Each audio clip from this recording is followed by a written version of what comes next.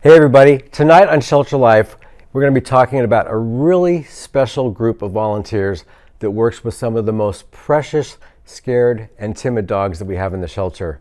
It's an amazing group called the Timids, and I'm really lucky to have two great volunteers with me tonight, and they're going to tell us all about this special group and what makes those puppies and those dogs so special. So sit back and relax. I'm Don Henkel, and this is Shelter Life.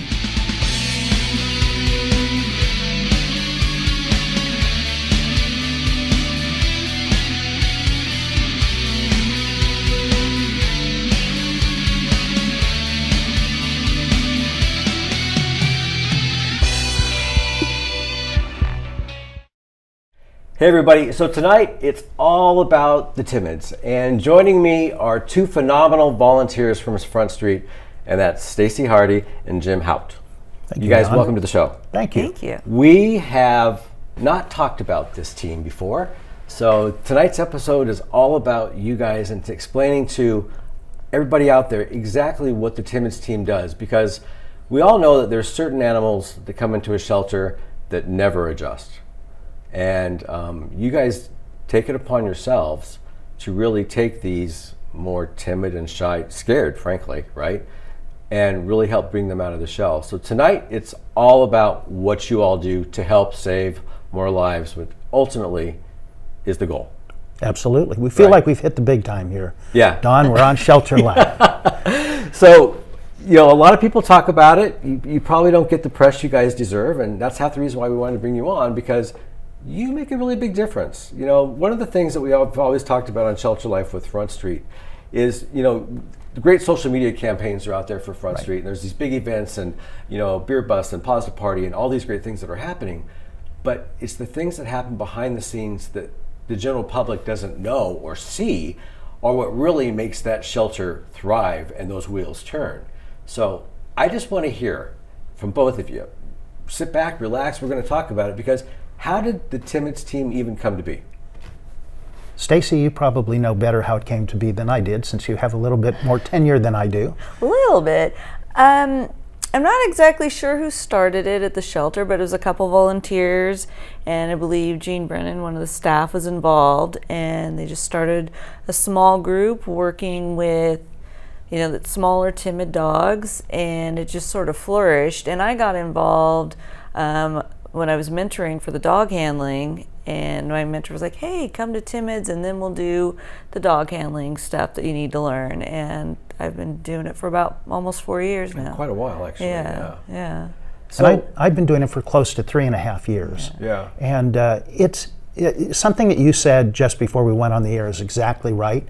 These are the little dogs who typically hide under the dog bed, and nobody's going to see them. And if they don't see them, they're not going to be adopted. Some of the dogs are very bitey dogs. Sometimes there are dogs you put your hand in and they're ready to take your finger off. And we have to treat those dogs. We have to make those dogs adoptable. Nobody's going to adopt a dog that's ready to bite your finger off. Absolutely. And nobody's going to see a dog who's hiding under the dog bed. So those might be typical examples of the dogs that we're looking for, that we need to work for in the play group. So are most of them small, or do you guys have some of the medium and larger sized dogs that kind of cower as well? We only bring the smaller dogs into the actual play group. We do bring some slightly larger small dogs, but it's mostly, you know, the small dogs. And we do have a group that like to work with the small dogs and the large dogs. So they'll come into group. We do it every Saturday morning, and then they'll go work with some of the shyer big dogs. And lately we've had more and more people that want to do both, so that's really good. And we have some newer dog handlers that really want to work with the big dogs. So when you say work with them, give me an example of some of the things or techniques you guys use with some of these Timids. Well, the most critical thing with a timid dog is getting the dog to trust a person. These are dogs who, in a lot of cases, have been abused. They've been dogs who maybe got away a long time ago and have been living as feral dogs for quite some time, and they just don't trust humans. You actually have to get to the point that they will accept touch, that'll allow you to pick them up, and until they do, they just can't be adopted. You can't take a dog out of the kennel and bring them to a meet and greet with a person if the dog is so afraid that the dog's just going to shake or the dog is going to try to bite someone. So it's just a matter of getting through to that dog that they can trust people again. And sometimes you can do that very quickly. Sometimes it takes a long time. One of the wonderful things about the play group we do on Saturday morning is there are probably 10 volunteers, maybe 15 dogs, and they just get to play. And it gives them a great opportunity to see a variety of people and to begin trusting people again. And our secret weapon in all of this is tiny little treats that we cut up from hot dogs. Oh, I'm sure. And sometimes cheese and sometimes chicken. But food can make a huge difference in getting these dogs to trust people again. Do you find that some of the small ones, I mean, we have, well, Front Street has a lot of small animals that come in, Chihuahuas, mixes, etc. What's the breakdown like age-wise? Because I'm sure some of the Timids are the older ones too. Mostly, they're older dogs. Yeah. We can see dogs who are 12 years old. We can see dogs who are 3 years old. Sometimes we do have puppies. Generally, we consider a puppy to be a dog 6 months and younger. Right. They're a little bit fewer and far between, but we do have them. But I'd say we kind of tend toward the older dogs. Wouldn't you agree, Stacy? Yeah, I think, they're definitely, most of them are adults. We do get some of the dogs, like Jim said, that are much older, and they like to come in and just hang out. And it gets a good energy going in the group, because some of the dogs are like, oh, I don't know if I want to play. And then some are like, hey, let's play. And I think the people that maybe were just walking by think, oh, guys, you guys are sitting there playing with all those dogs. But it's really important to get them out and see what their personalities really are. And it gets them socialized, because when, the other dog handlers are working with the dogs, they're already learning sit and look at me and other techniques. Right. We work with them on. These dogs, we're trying to get them to the point where that can even occur. They're not even ready for that yet. It's just getting them to trust people. So we're socializing them with other dogs and with people. Well, I think one of the things, I mean, whether it's the Timids or whether it's Fosters or Doggy Day Out, getting the dog out of that kennel and into a more positive environment does help bring out the personality. Oh, it does. And I think what you guys are doing with the Timids group is quite admirable, because they get to play amongst their own size.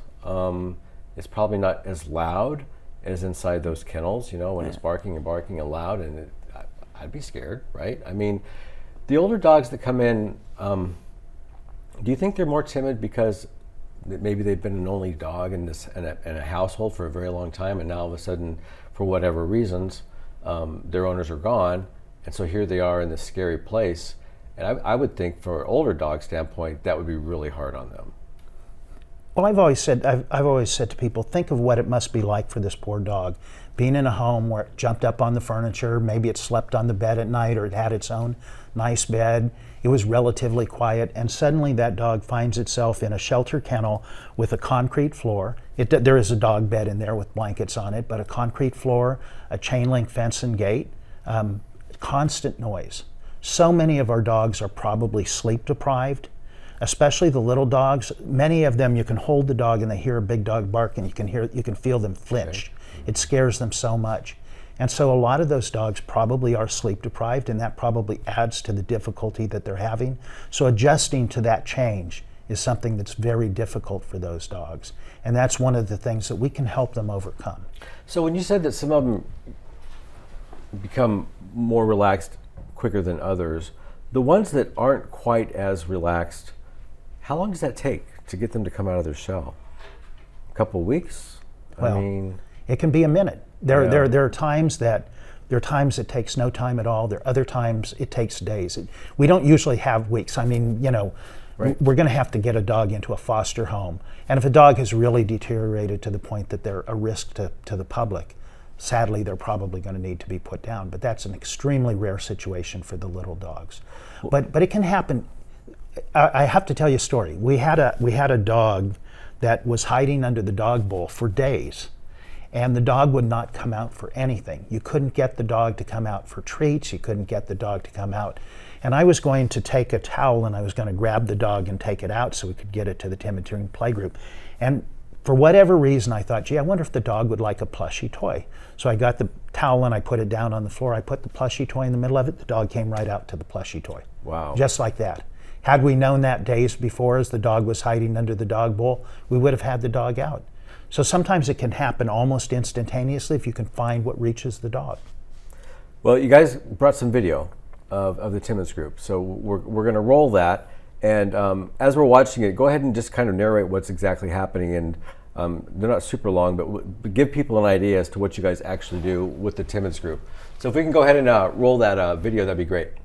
Yeah, Stacey, go ahead and narrate these since these are your video.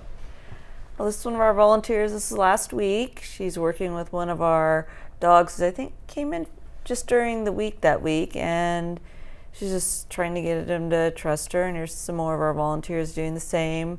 Some of the dogs like to run around. Some of them want to be held for a while. Using that secret weapon of the food right there. Yes. And as you can see, they all have a yellow collar on that we put part of their animal ID number on there so they can get back to the right kennel. And that's Sue. She's doing some body work. And this is our other Sue. And this is another thing we do if some of the dogs aren't ready to come into kennel yet, and the group yet. I'm sorry, we work with them in kennel.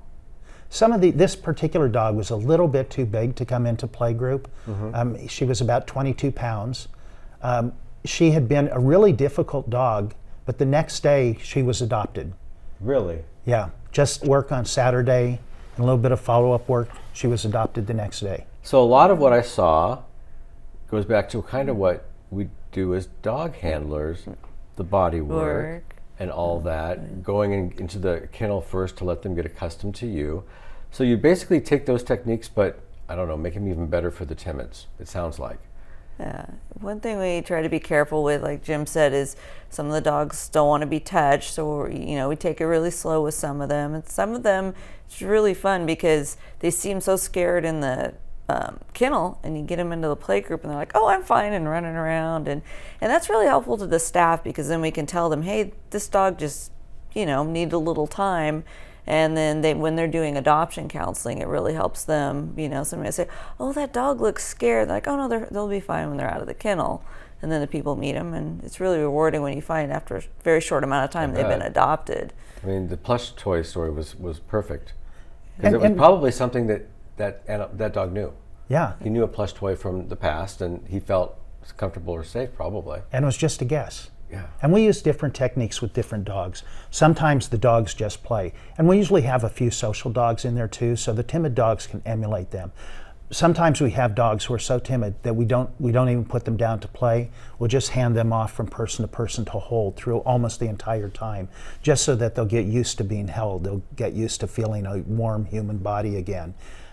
So we use different techniques on different dogs. As you mentioned, some body work on the dogs can help. T-touch and modified T-touch techniques, which are techniques that we use on dogs that seem to get through to some of them. And there are a number of those techniques, and some of them work, some of them don't, but we'll try whatever we can. So let's talk about the team, right?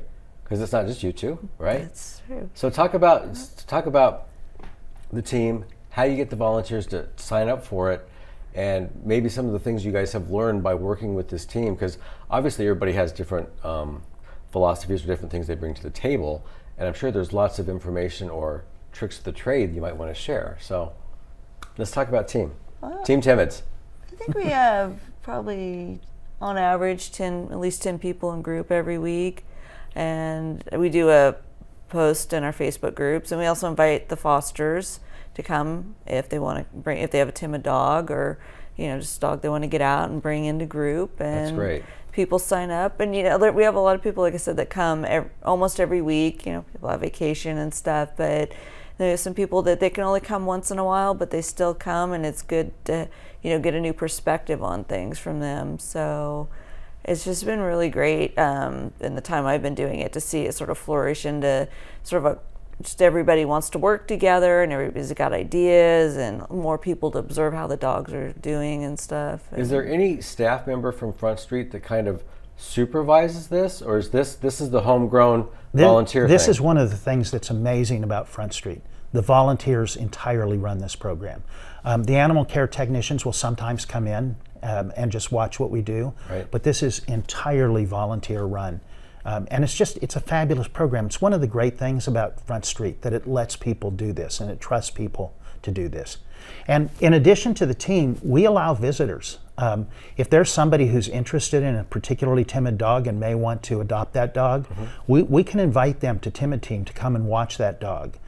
We've invited other people who are interested to come in. We've had parents come in with their kids. One thing that we're trying to do is to give these dogs as wide a variety of people as possible and as wide a variety of situations as possible. So somebody who has facial hair, a man who has facial hair wearing a baseball cap, wearing sunglasses, these are things that will often really scare a timid dog. So we want those people to come in. We love the kids coming in. Some of these dogs respond better to the kids than they do to the adults. And as you know, there are dogs who are afraid of men. It's probably a natural thing. Everybody says, oh, it's probably because the man was a disciplinarian and beat the dog. That's probably not really the case. Right. It's probably just an inherited trait in the dogs. And so we have to expose them to men, women, children, elderly people, people with facial hair, people wearing baseball caps. And the more we can do that, the more we can desensitize the dog to those things that made the dog timid and that make the dog less adoptable.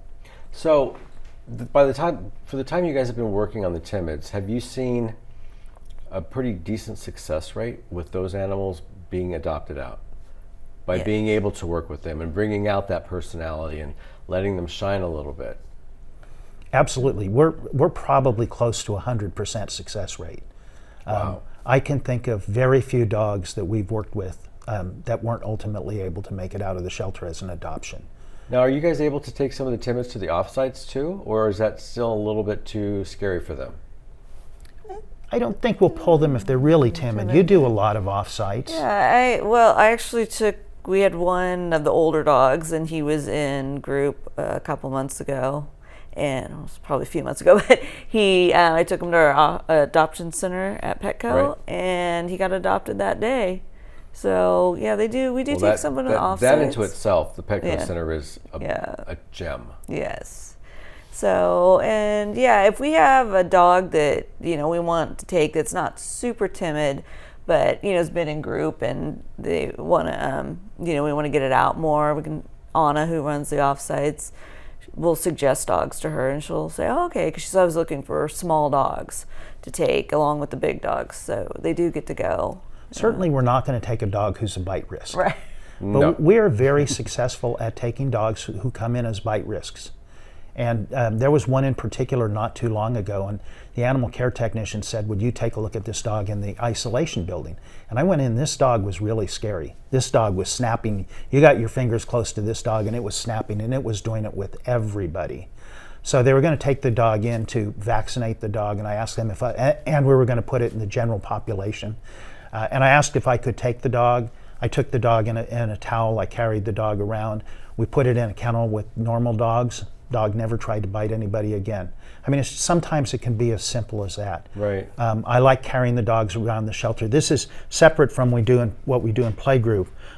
Often the animal care techs know that I like working with these dogs, so they'll tell me about the dogs. I'll try to get them into a blanket or a towel. I'll try to take them around the shelter. I'll feed them treats the whole time. We'll go someplace really quiet like the front office and just sit there with the dog and talk to the dog. And these techniques, more often than not, will break through to the dog pretty quickly. We got some pictures you guys brought in too. Some of them are adorable.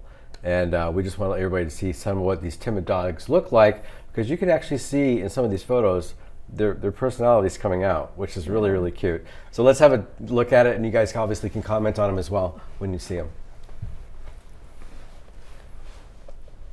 That's one of our little dogs. Some of them are the cutest little dogs. They really are sweet. That's a dog that I was working with, obviously. That dog started out being pretty timid, but it was not a dog who was a bite risk. So it's pretty easy to pick the dog up, bring the dog into playgroup, and he just blossomed in playgroup. Actually, I should say it's a she. And now this is what we see from a lot of the little dogs. This dog is hiding under the bench.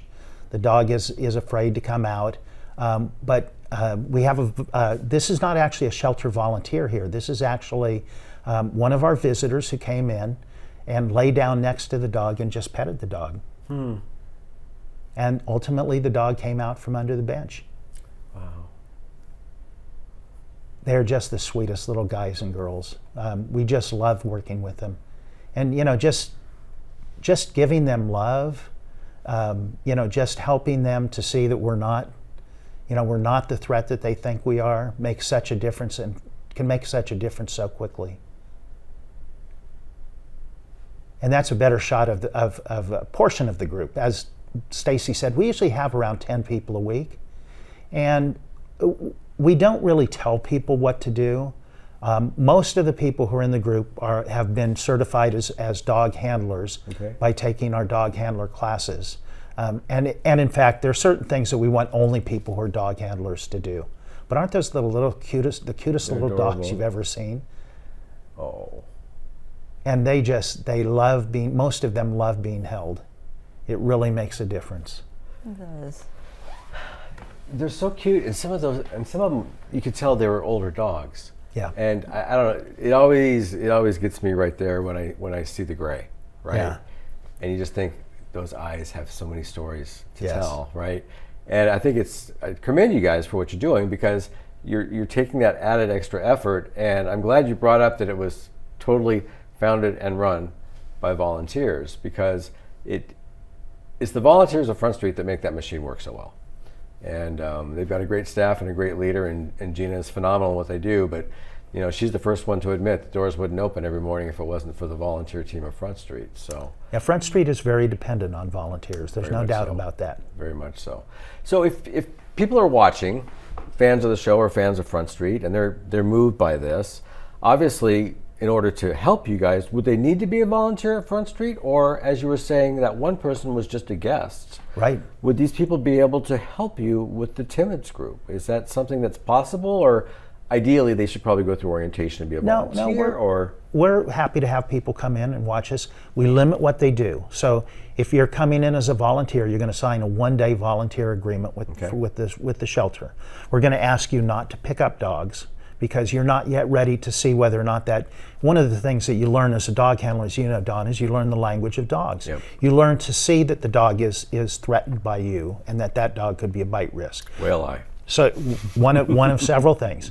And so if you're going to go to pick up that dog and you don't see those signs and that dog bites, if that dog breaks the skin, by state law, it has to go into quarantine for 10 days. There's no ifs, ands, or buts about it. That's state law. And for these little dogs to go into quarantine for 10 days where they have no human interaction is really difficult on them. Yeah. So the last thing we want to see happen is for a dog to bite somebody. So we ask somebody who's coming in not to pick up the dogs, to take their direction from us. If kids come in, they have to come in with their parents, and we ask their parents to stay with them at all times and supervise them, because we don't want to be the parent to the child. But if they contact us through the shelter's website or something and tell us they're interested, I'm sure it'll come back to one of us, and we'll tell them when they can come in and watch. We probably want to limit the number of non-shelter volunteers we have at any one time, right, because we do have to supervise them because of the bite risk issues. But otherwise, no, we'd love people to come in and see this. We urge volunteers, bring in your mother, your father, your kids, and let them see what you do. We think it's a great way to expose people to what the shelter does, and at the same time, absolutely, get the dogs exposed to all that panoply of people that we want to see them exposed to. So when you're having play groups on Saturday mornings, anything funny happen? Do you see funny things happen all the time that just kind of make you chuckle and giggle? Because you know how dogs are. I mean, especially if they're feeling comfortable and they start playing around. I mean, I think that must be heartwarming to both of you, to see them kind of perk up and come alive, and instead of the tail tucked behind the legs, it's actually wagging again. We had one dog, Princess, and she actually ended up being returned to her owner, which was great. But she's loved food, hot dogs, and I got these bubbles out, and she's like, "Oh, the heck with the food, I want those bubbles." And she was jumping, and she was a little chunky, jumping in the air, trying to eat the bubbles and everything. And her owner came that day for her. I'm like, oh, all those bubbles that she ate. I was worried about the ride home. And wasn't that the dog who got away in Berkeley? Yeah. This woman was in a terrible auto accident, and the dog was thrown from the car. And the dog was missing for months. I think it was 3 months. And somehow a letter finally got to her that we had her dog. And she had been in the hospital for some period of time. A letter had gotten to her that Front Street had her dog. She called that same day that we had Princess in playgroup and she was playing with the bubbles. And the woman came the next day and picked up the dog. Amazing. Yeah. Amazing. And we'd taken her to offsites, and we're like, why doesn't anybody want to adopt this dog? She's really friendly and loving. She barked a lot, and it worked out. She Well, got to go home. Yeah, right? it was a great. reason why. Yeah, she was a lot of fun. So from one volunteer to two volunteers, tell me a memory you have of something absolutely you'll never ever forget. You can either be happy or sad, but a memory you've had while volunteering at Front Street. Well, you've already heard mine. It's the little dog under the dog bowl, Right. Who came out for the plushie toy. Okay.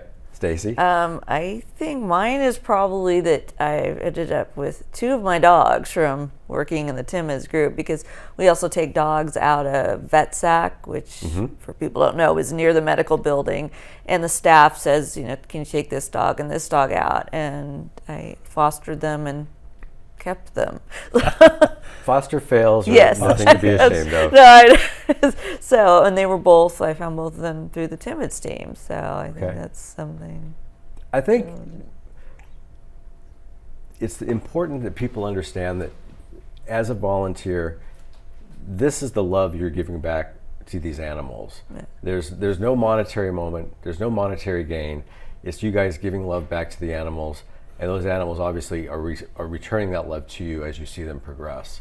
And it's important that I think everybody out there watching, that you understand that these are the dogs that would be hiding under the beds or under the water bowls, as Jim would say. And with this coaching and this extra attention and this love and the playing and the treats, they start to come out of the shell so they can be adopted by a great loving family. And I personally want to say thank you to you two for coming on the show and talking about this, because it's one of those unsung heroes. I think we could write an opera of unsung heroes that happen at Front Street. And you two and the Timids team are definitely absolutely one of them. So thank you very much for coming on. I really, really appreciate it. Thank you Thank for you. having I us. really, really do. I really do. So everybody, I'm telling you, this is just another example of this phenomenal, well-oiled machine called Front Street, and the teams that do what they do to get more lives saved every single day at 2127 Front Street Avenue, right? And don't forget, there's the Satellite Adoption Center at the Petco right off of Arden Way as well, where you can see all kinds of dogs and kittens, big, small, medium, bunnies, and occasionally a reptile or two, I think, as well. But anyway, until next time, everybody, thanks so much for tuning in to Shelter Life. I'm Don Hinkle, and we'll see you again real soon.